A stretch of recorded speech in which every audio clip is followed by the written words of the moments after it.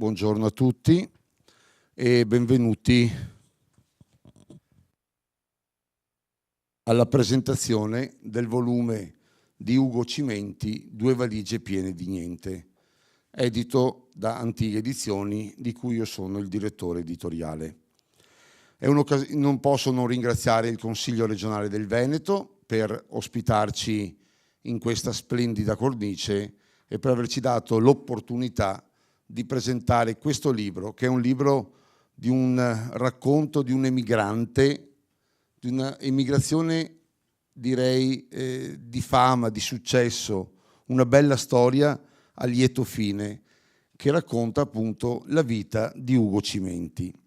Ovviamente in questo percorso che questa mattina faremo ci faremo aiutare da delle immagini che Ugo ha scelto, che sono simboliche della sua vita e che commenteremo man mano che le vedremo. Ugo, innanzitutto grazie anche a te per questa tua presenza. Sappiamo che stai per partire per dei viaggi, però il tuo cuore è rimasto nel Veneto, è rimasto qui. Per cui ti darei la parola per un saluto iniziale.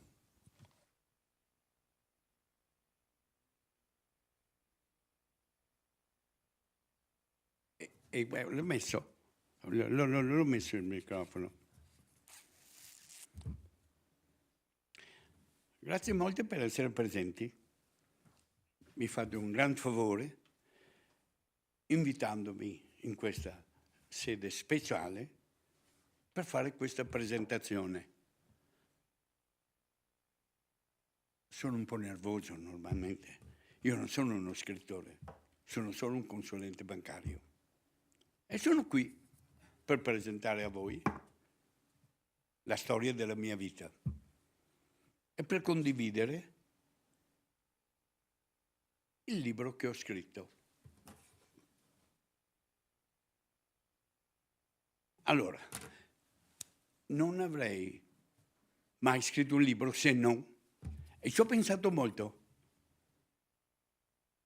perché solo la mia famiglia, gli amici, mie figlie, mio genero Riccardo, mi hanno un po' forzato e mi hanno suggerito di scriverlo. In quel momento ho deciso di farlo. Vedete, quando vedo le immagini di quando ero bambino, la nostra famiglia stava bene. Eccomi, a Venezia, a 4 anni, con mia sorella. E dopo la mia vita è cambiata completamente, dopo che c'è stato, dopo che c'è stato la guerra o il patto, l'accordo che è stato firmato tra l'Italia e gli alleati, che a un bel momento succedeva la guerra in Ucraina. Questo mi ha fatto ricordare io, da bambino, a 6 anni, quando la mia famiglia ha perso tutto. La casa qui d'infanzia è stata distrutta dalla guerra, che solo con l'aiuto di persone che ci hanno aiutato, chi ci ha dato una stanza per cucinare per mia madre, chi ci ha dato un posto a dormire. No, non c'erano letti, non c'erano materassi, dormivamo in 9 su una stanza con una coperta che ci era stata regalata dalla chiesa di Macerata. Però quello mi ha fatto capire che a 86 anni era tempo per me di fare qualcosa per il mondo, per la società, ma più specificamente per i bambini dell'Ucraina, perché questi bambini sono rimasti come me, mi fotografavano il futuro. Loro e io il passato di quello che la mia famiglia aveva trascorso. Vi ricordo che mio padre, operaio in Germania, quando l'accordo con gli alleati è stato firmato, è diventato prigioniero. E mia madre è rimasta sola a Macerata con 9 bambini, senza casa, senza redditi. Se io potessi parlare, voi vedete, a questi 2 bambini, le direi, il mondo ha bisogno di voi. Cercate di essere fiduciosi e pensate che ogni giorno che non avete il sorriso è un giorno perso. Allora, ricapitoliamo e riprendiamo un po' le fila. Ugo nasce nel 1938 a Macerata, in provincia di Treviso, come avete capito, da una famiglia poverissima. E quindi si trova in condizioni davvero estreme di povertà, perché davvero non c'era niente. A me fa sempre impressione quando lui racconta che a casa non avevano il pavimento, avevano la terra battuta. E quindi ha deciso poi a 14 anni, se non ricordo male, Ugo, 14 anni, a prendere il largo verso un paese oltreoceano, verso l'America. Quindi parte con 2 valigie. Parto con 2 valigie, però a 11 anni ho avuto, eravamo 10 vi ho detto, a 11 anni ho avuto un regalo da mio fratello che partiva per il Brasile. Lui era l'unico figlio che poteva portare del denaro alla famiglia per mantenerla. Però anche lui è partito da emigrante per il Brasile e un altro fratello per l'Australia. E prima di partire mi ha detto, ti faccio un regalo. Io ero tutto felice e mi ha regalato questa fotografia. Studia, rifletti, lavora per giungere al traguardo che desideri. L'ho ringraziato, avevo 11 anni, era aprile 20, 1949. E quindi nel 1963 tu entri a far parte dell'equipaggio della nave da crociera Italia, che faceva appunto dei viaggi tra New York e Nassau. Quando hai visto dopo una settimana di viaggio la Statua della Libertà, Allora, qual è stata la tua prima? Allora, forse l'evento importante è questo. Siamo arrivati con la nave a New York e quando siamo arrivati a New York, questo è quello che mi ho visto davanti. Gente che piangeva, gridava. Questi sono i parenti di tutti gli emigranti che c'erano sulla nave dove io ero imbarcato come lavapiatti o lavapentole, che erano lì che aspettavano, fazzoletti bianchi, tutti gridavano. E il comandante ci ha detto, guardate, abbiamo ricevuto da Washington il messaggio che non possiamo fermarci, dobbiamo tornare indietro. Eravamo stati in nave 28 giorni.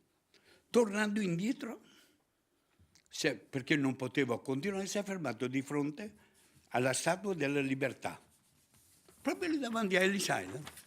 E un mattino non dormivo, alle 6 mi sono alzato, sono andato 2 piani sopra perché io dormivo sotto.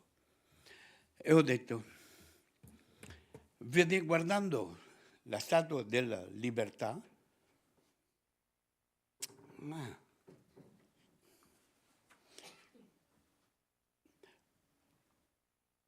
non c'è, scusate.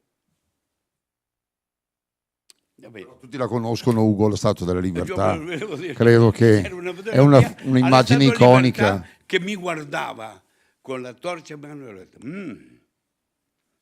io ritorno. Non so quando, non so come, ma ti assicuro, io ritornerò.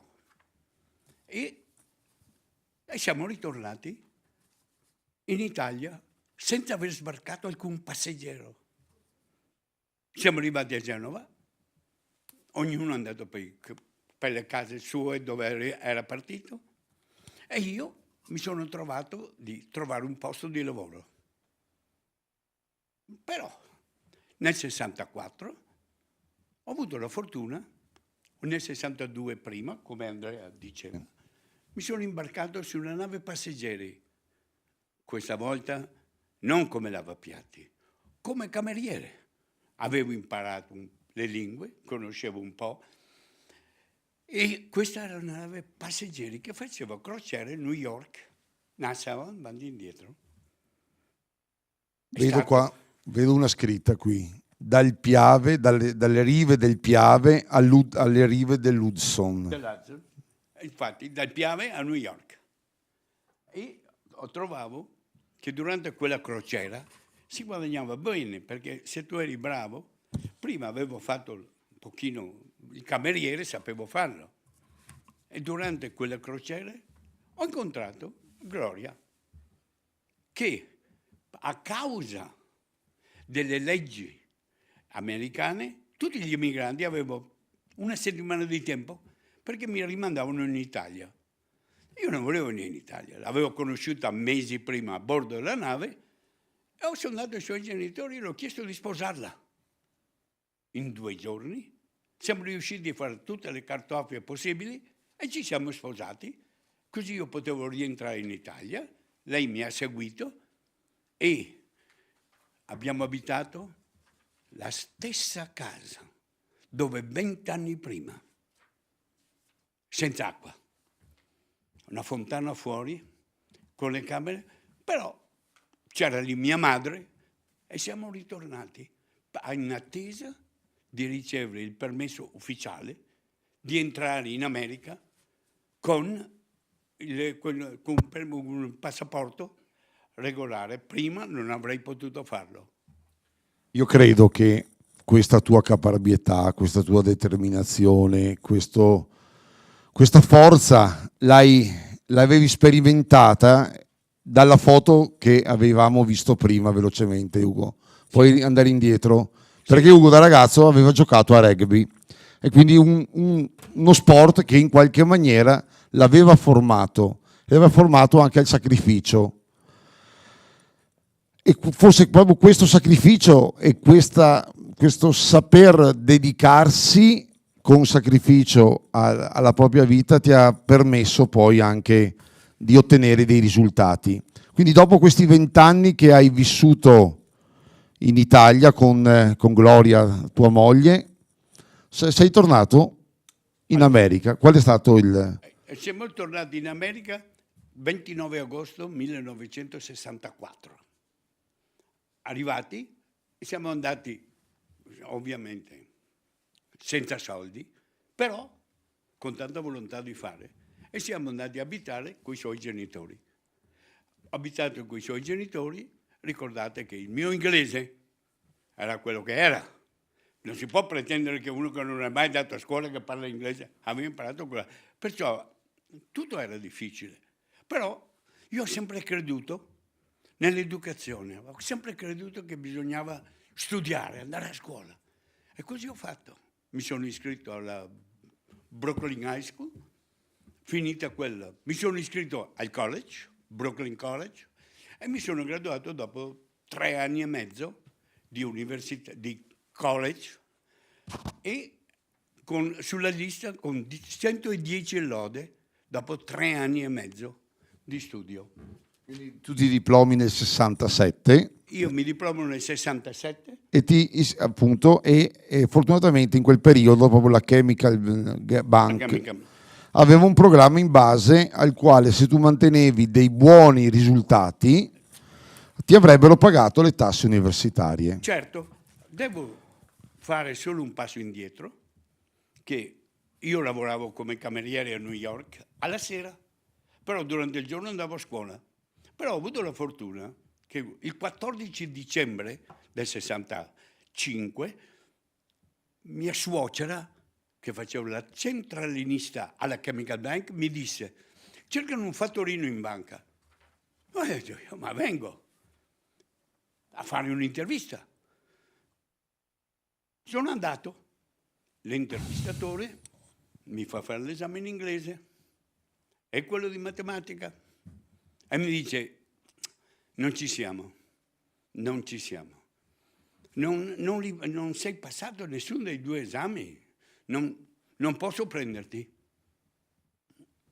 Io lo guardo, forse un po' triste, e mi dice: aspetta un momento, io ti assumo ugualmente.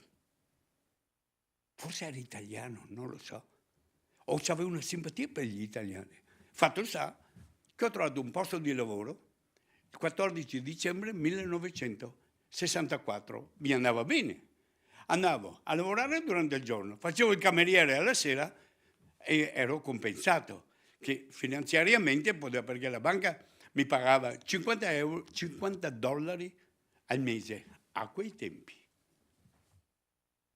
E poi la tua scalata, come è avvenuta tutta questa scalata fino ad arrivare ai vertici? Allora, una volta che sono uscito dal college con quei voti che avevo, con quella performance, mi sono permesso di chiedere alla banca di iscrivermi al corso che loro avevano per dirigenti. Mi sentivo più forte, parlavo meglio inglese, ero più rilassato di poter capire. E loro mi hanno accettato, mi hanno iscritto su questo corso dirigenziale dove solo gente che viene da Harvard, Yale o le migliori università americane. Ho avuto la fortuna di essere stato premiato anche lì e ho continuato la mia carriera alla Chemical Bank. Mi piaceva. Perché? Perché la banca americana che lavoravo investiva su di me, vale dire mi mandava a scuola, mi mandava a imparare i corsi e quello mi ha fatto fare una carriera.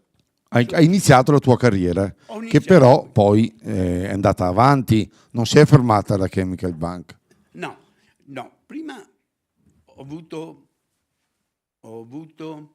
un'opportunità che la Chemical Bank mi ha offerto di andare a lavorare in Liberia, solo perché tutti i miei colleghi della scuola dirigenziale, nessuno voleva andare in Liberia, in Africa. Erano tutti ragazzi che stavano bene di famiglia e chi voleva. Io sono andato e per 3 anni sono rimasto in Liberia. Funzionava molto bene, non eravamo felici, però paese corrotto, assistenza medicale poca, e bisognava fare molta attenzione perché era pericoloso. Dove eravamo noi? 125 persone nella banca? Eravamo i soli bianchi. Perciò era un pochino, però siamo stati bene. Abbiamo solo riconosciuto che quella vita con autisti, guardie del corpo, camerieri, cuochi, tutti in casa che ci assistevano, era troppo per noi. Avevamo ancora la cultura dell'emigrante, dove ci facciamo tutto noi. E perciò dopo 3 anni di questa vita, che penso io un pochino superficiale, abbiamo deciso di ritornare a New York e ci hanno dato una posizione sul Dipartimento Internazionale. E siamo ritornati in America dopo questi 3 anni, sempre alla Chemical Bank. È solo che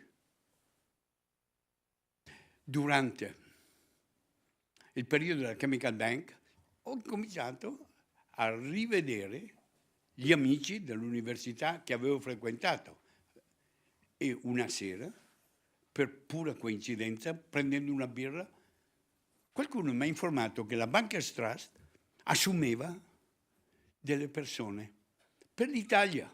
Volevano qualcuno che parlasse italiano, non avevano nessuno. Io, in qualche modo, mi sono presentato, ho presentato il curriculum e mi hanno detto va bene, però una condizione, devi partire subito, vale a dire 30 giorni.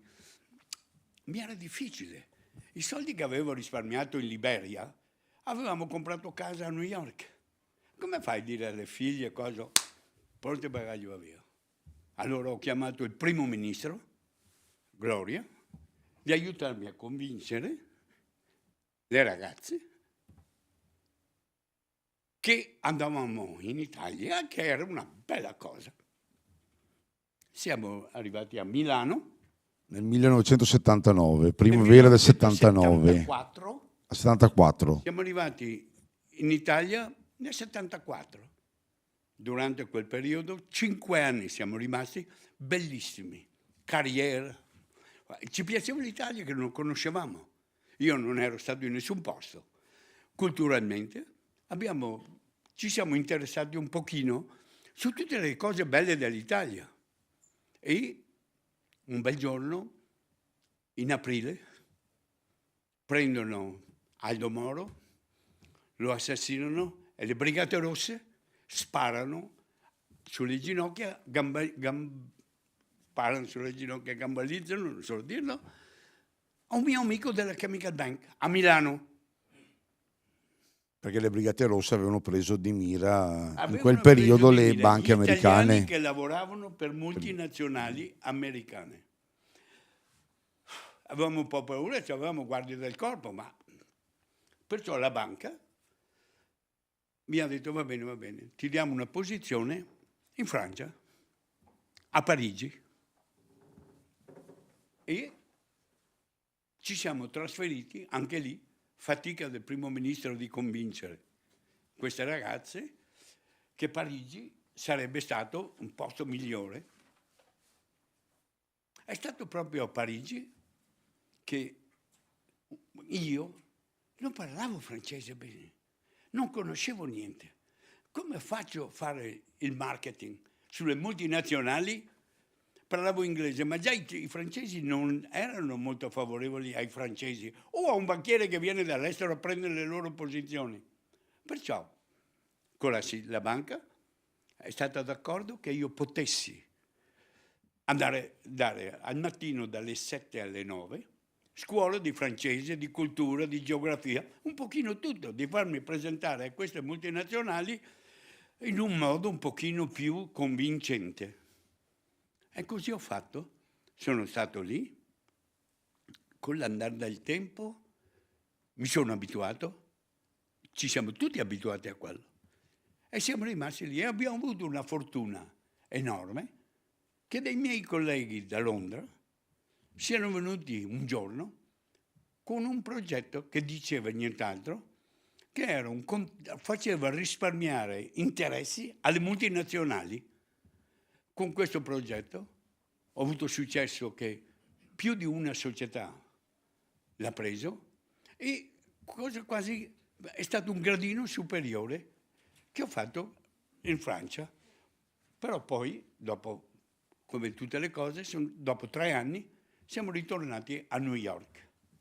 Quindi credo che la tua famiglia ti ha sempre seguito, tua figlia Michelle, tua moglie Gloria, Certo. Davvero ti hanno sempre assecondato anche in tutti questi spostamenti e ti sono stati sempre vicini. Però tu nella tua carriera hai incontrato tante personalità, come mi viene in mente l'incontro con Sindona e mi viene in mente anche l'incontro con Marcinkus a Milano. Quando eri a Milano tu hai incontrato il vescovo, no, non era Monsignore al tempo. Arcibishop lo chiamavamo noi. Però lui non era vescovo, lui era Monsignore. No, noi avevamo Poi si facesse chiamare vescovo. Come a Milano c'era una scuola americana dove io ero consigliere e c'è una chiesa che fa la messa la domenica in inglese, però non avevamo nessun altro. Allora il Bishop Marcinkus era a Roma ed era l'americano che avevamo bisogno anche per la cresima e ci siamo un pochino sviluppati un buon rapporto perché lui veniva, ma voi sapete bene, veniva il prete, lo devi portare a pranzo, spartadina, le paghi l'albergo, perché non puoi pretendere che lui possa fare questo. E perciò Marcinkus siamo diventati buoni amici, finché poi un giorno mi dice: vieni a Roma, voglio parlarti. Ho detto va bene, vengo a Roma. C'ho un progetto in testa che non so come risolvere e ho bisogno di un banchiere che me lo risolva. Allora, sappiate che Piazza San Pietro, che ci sono tutti questi posti di elemosina, se arrivano le yen, i franchi francesi, cioè qualunque, la gente non ha i soldi o l'assegno da dare, butta dentro tutte queste monetine. Ma non lo fanno solo a Roma, lo fanno anche a Napoli, lo fanno anche a Treviso. E cosa fanno queste diocesi? Raccogliono tutte queste monetine e li mandano a Roma. Roma cosa fa? Li mette tutti insieme e poi chiamano Ugo Cimenti e dice: sai, come possiamo risolvere il problema? Allora io ho detto: guardi, siccome che parliamo di quintali e quintali di monete, di carte, di tutte le cose, insomma è una cosa molto che confonde anche. Con la banca organizzo che l'aereo che parte per New York potrebbe avere Da Roma. Allora, c'è un camion che parte alle 5 del mattino dal Vaticano, porta i soldi all'aeroporto. Tutti i giorni. Porta i soldi all'aeroporto, l'aeroporto li mette su Pan Am a quei tempi, li portano a New York c'è un nostro dipendente della banca che raccoglie, li porta in ufficio alla banca, lì ci sono alle 5 pomeriggio 32 signore che dividono e li accreditano sul conto del Vaticano, ma sulle monete sue. Praticamente, se ti danno un bigliettino di 10 dollari del Singapore, dove li metti? Avevamo tutti i conti selezionati con tutte le monete dell'universo e li mettevamo lì. E una volta alla settimana il bishop mi mandava un telefax dicendomi: manda 1 milione alle Filippine, a questa diocesi, manda questi soldi qua. E perciò abbiamo sviluppato un rapporto che tutte queste monetine che prima nessuno sapeva cosa succedeva, potevano essere allocate su tutte le chiese che avevano bisogno di questi soldi, perché le chiese in Africa non potevano. Perciò prima raccoglievo, poi li accreditavo. Facevi da cassa. E poi li trasferivo nei posti dove il Bishop Marcinkus mi diceva. E quello venivo soprannominato dalla banca il banchiere di Dio, perché dicevano: come posso chiamarti? Banchiere di Dio. Era uno degli articoli, se non ricordo male, era nel Corriere della Sera, che avevano intitolato, anche perché tu negli anni 90 vieni in contatto ovviamente con, non vieni in contatto, però l'Italia vive il momento della Tangentopoli. Esatto. E quello è uno scandalo non di poco conto per tutto il sistema politico e anche imprenditoriale italiano. E quindi anche tu in qualche maniera ne vieni direttamente coinvolto. Allora, la reputazione di essere il banchiere di Dio mi porta vicino a delle personalità politiche italiane abbastanza alte, voglio dire. Io, non dimenticate, sono sempre rimasto con quella mentalità del Piave, con quell'emigrante, non potevo staccarmi. E riconosco che quelle persone pensavano, se ero il banchiere di Dio, che ero una persona, diciamo, onesta, di principio, perché il bishop non si fidava di tutti, però avermi scelto in quella cosa lì diventava. E Bettino Craxi, lui, il suo assistente, mi ha telefonato: voglio aprire un conto in Svizzera e voglio che tu sia il mio banchiere. Voleva un americano, uno che non vivesse, che non avesse nessun rapporto politicamente con nessun partito. E lui riceveva dei soldi da diverse persone e poi al momento una di queste persone era Silvio Berlusconi. E mi dice: vai a vedere Silvio, parlale e dille dove vuoi che mandi questi soldi. Allora, una cosa importante che abbiamo vissuto: Tangentopoli era un sistema normalissimo. Tutti sapevano che se volevano dei contratti dovevano pagare delle stato un po', è stato Di Pietro, il magistrato Di Pietro. Però, per tutti. Però è successo quando hanno scoperto che per 7.000 euro Chiesa è stato scoperto, ha aperto la coppa di Pandora dicendo tutte le persone che erano coinvolte. A un bel momento in tribunale a Milano, quando ho interrogato Giorgio Tradati, il braccio destro di Craxi, lui ha detto, le hanno chiesto chi è il banchiere? Ugo Cimenti.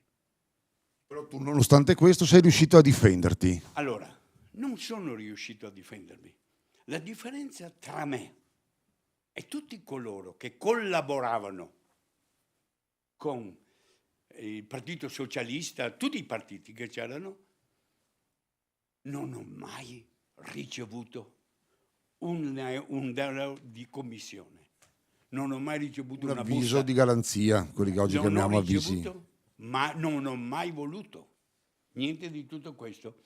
E quando Di Pietro mi ha interrogato con Colombo, con Greco, ha capito, ha visto, e non parlava nessuna lingua, però tutte le documentazioni che l'ho portato era tutto o in francese o in inglese.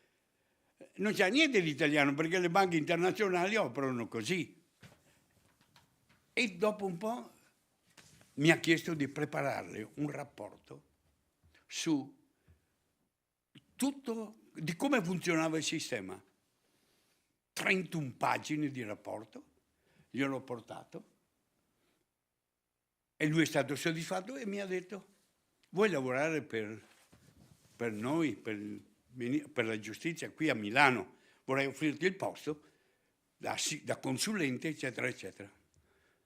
No, a me Di Pietro, e lo scrivo sul libro, non mi è mai piaciuto.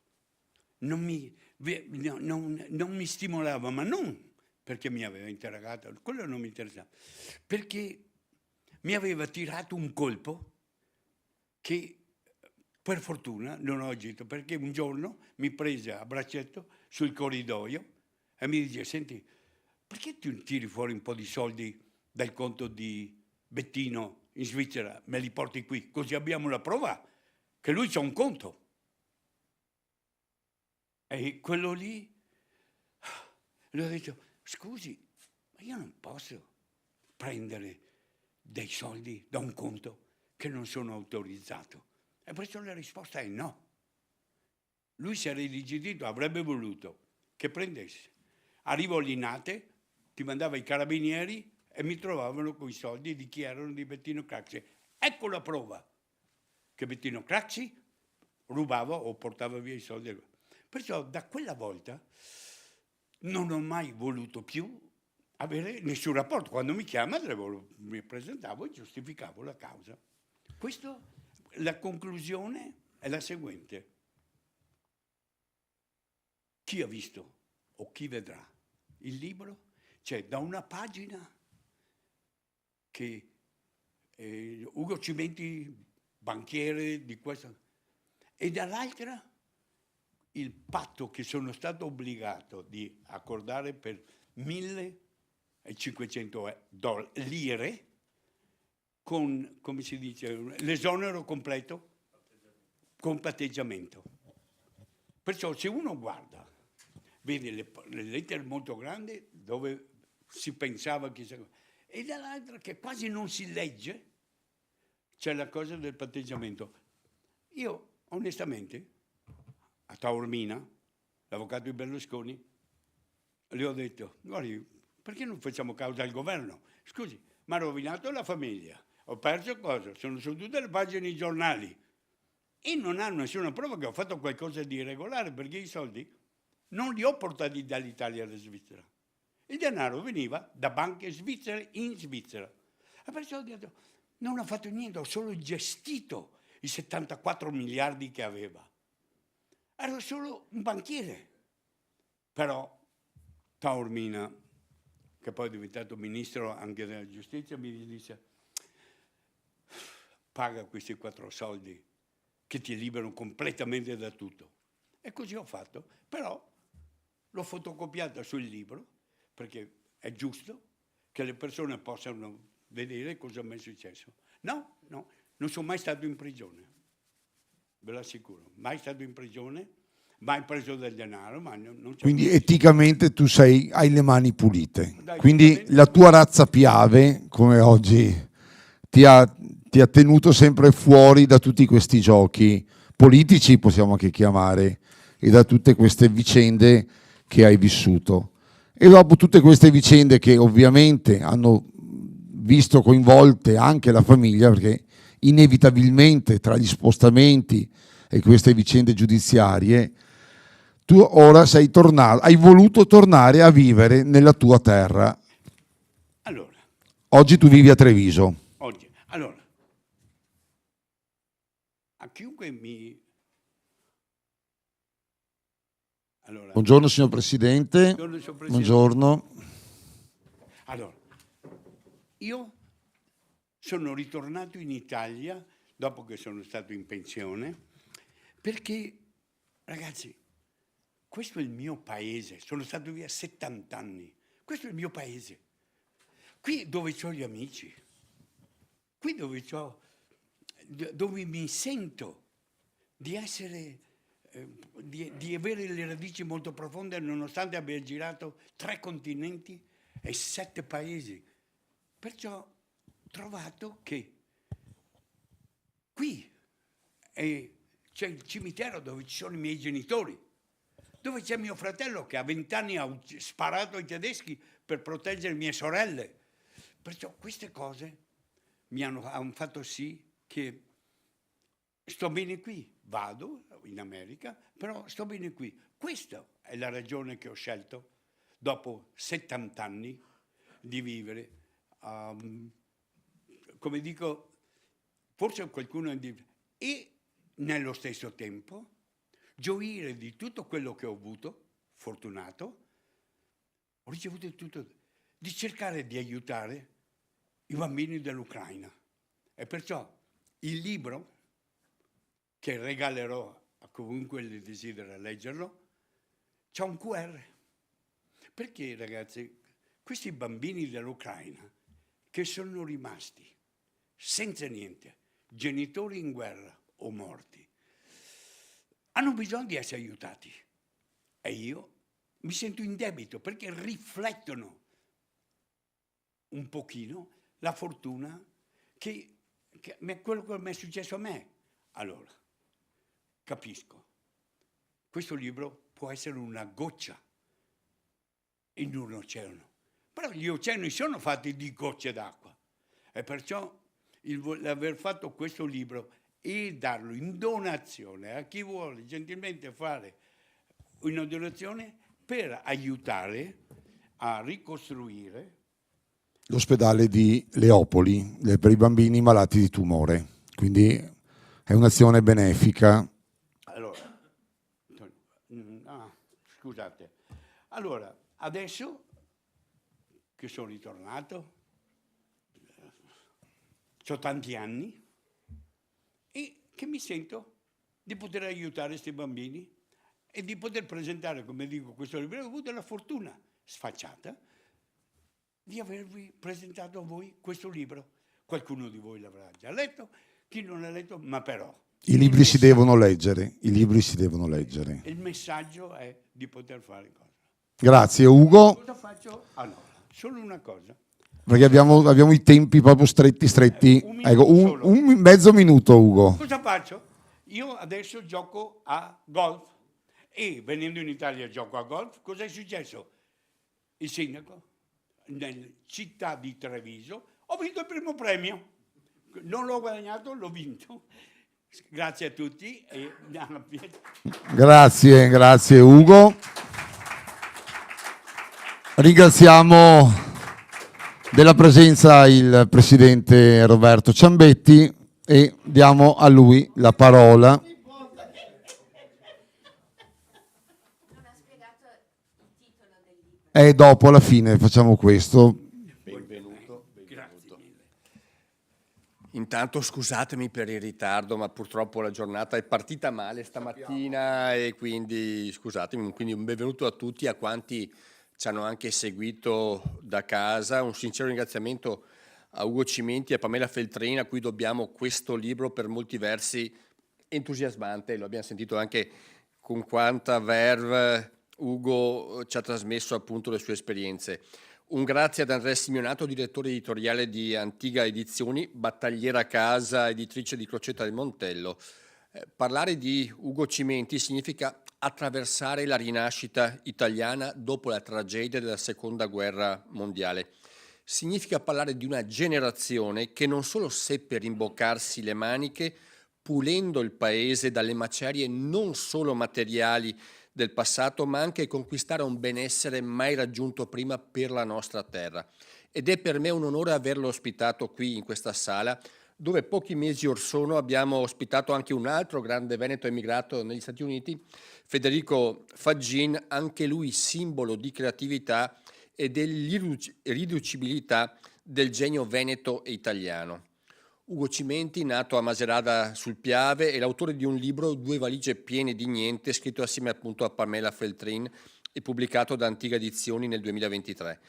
Questo libro racconta la storia vera e magica di Cimenti, che partendo con due valigie piene di niente dalla sua piccola città natale ha intrapreso un viaggio straordinario partendo da cameriere per passare a fattorino di banca, nel frattempo studiando fino a conquistarsi una laurea e sino a diventare un banchiere internazionale a New York, passando la seconda metà del Novecento e le profonde contraddizioni che hanno segnato la storia italiana dalla Seconda Guerra Mondiale, la reazione straordinaria del secondo dopoguerra, la New York degli anni 60 sino alla Milano degli anni di piombo e poi la Milano da bere e di Tangentopoli, da cui Cimenti seppe tra i primi comprendere gli intrighi tra bocchetti e scorrettezze. Dal Piave all'Hudson, in un incedere che ha dello straordinario tra persone straordinarie ed altre decisamente ordinarie e semplici, ma dai cui incontri egli seppe cogliere l'essenza e l'importanza di ogni esperienza.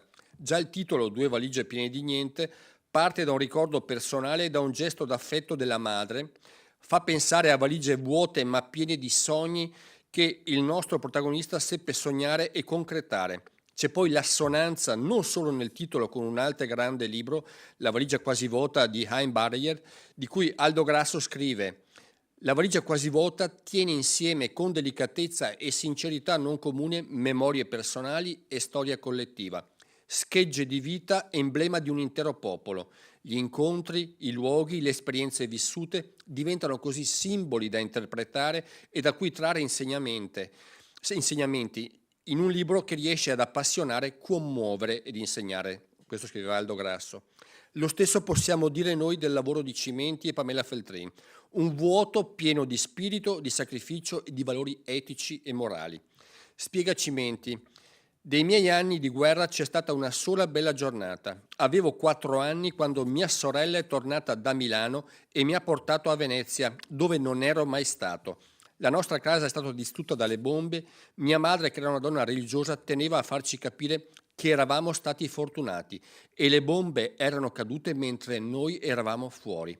Eccoci allora qui, ancora a Venezia, a ripercorrere questa storia veramente eccezionale, dalla quale abbiamo tutti da imparare molto, non ultimo direi lo spirito di solidarietà che, come diceva e come spiegava adesso, per cui i proventi saranno destinati appunto all'Associazione Sole e Terre per la ricostruzione del reparto oncologico del St. Nicholas Children's Hospital a Leopoli in Ucraina. E già questo dà il significato e lo spirito con cui appunto Ugo Cimenti si propone di continuare questa sua grande storia anche facendo del bene in un posto dove ce n'è in questo momento assolutamente bisogno. Complimenti ancora e buon lavoro, che ne abbiamo bisogno. Grazie Presidente. Grazie Presidente.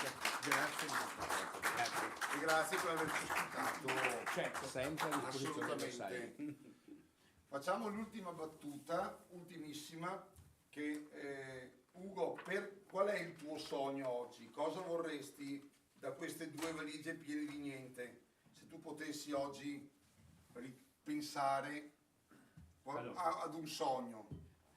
Non è un sogno. Non è un sogno.